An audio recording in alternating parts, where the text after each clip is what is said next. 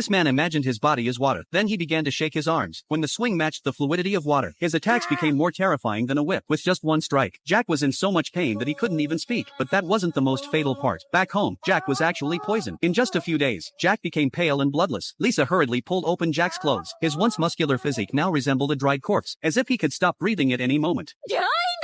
Soon, news of Jack's poisoning spread throughout the fighting world. Jack lay on the hospital bed, barely alive. Even the renowned Dr. John admitted he was powerless. He told Lisa to prepare herself mentally. It was already a miracle that Jack had survived this long. Tom's strike not only hurt Jack's skin, but also injected a large amount of black substances into his body. Now, everyone could only pray for Jack. But unexpectedly, the next day Jack escaped from the hospital and returned to the small cabin. Facing Lisa's questioning, Jack simply said calmly, "俺の戦いだ." The next day, Jack took Lisa to find his old friend Kevin. As soon as they met, Kevin noticed the abnormality in Jack's body. He asked Jack to take off his clothes. Upon seeing Jack's body corroded by poison, Kevin turned to the shelf and took 2 bottles of herbs. Then he poured all the herbs into a bowl and began stirring. After a series of operations, a bowl of invigorating herbal soup was ready. Jack picked up the bowl and drank it all in one gulp. Although the herbs couldn't remove the deadly poison in Jack's body, they improved his mental state significantly. In his final moments, Jack only wanted to spend time with his loved ones. However, just when Jack thought he was beyond saving, Jerry found him. Seeing his old friend come to visit him, Jack was about to step forward and hug Jerry, but in the next second, Jack blacked out. While everyone was stunned, a helicopter from China landed in the mountains. To save Jack's life, Jerry decided to take him to China. The helicopter crossed countless mountains and rivers. After a 2.5-hour flight, by evening, they finally arrived at Bai Lin Temple. When Jack opened his eyes, he found himself in a completely unfamiliar environment. Meanwhile, Jerry was pleading with his master, hoping to give Jack a chance to participate in the arena competition. The master initially wanted to refuse, but upon hearing from Jerry that this poisoned boy had defeated his own favorite disciple, the master decided to make an exception and give Jack a chance. But there was one condition. Jack needed to defeat the current Sea King, and the current Sea King was a newly crowned champion who could grind rocks into spheres using only his hands. Soon, the day of the competition arrived. Looking at the emaciated Jack before him, the current Sea King felt deeply insulted. However, just as he was thinking about how to defeat Jack in one blow, Jack threw a flirtatious wink at his girlfriend in the stands. Seeing this, the current Sea King instantly exploded with rage. As the match began, the current Sea King strode towards Jack aggressively.